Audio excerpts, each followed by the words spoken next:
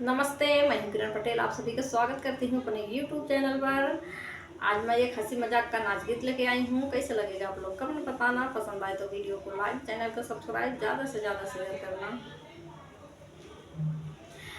बिजली बाती काई रोशनिया डरिया हमारे लागैना। बिजली बाती काई रोशनिया डरिया हमारे लागैना। सासु आई निहुरे निहुरे हम जानी बिलरिया हमारे डरिया लागैना।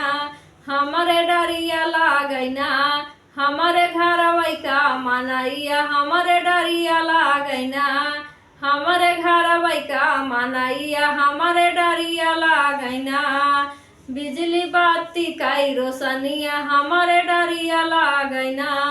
बिजली बाती काई रोशनिया डरिया हमारे लागैना। जेठनिया आई निहुरे निहुरे हम जानी कुकुरिया हमारे डरिया लागैना। हमारे डरिया लागैना। हमारे घर वैका मनैया हमारे डरिया लागैना। हमारे घर वैका मनैया हमारे डरिया लागैना। बिजली बाती काई रोशनिया डरिया हमारे लागैना।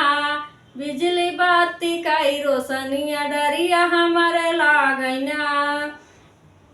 ननदिया आई निहुरे निहुरे हम जानी चटनिया डरिया हमारे लागैना।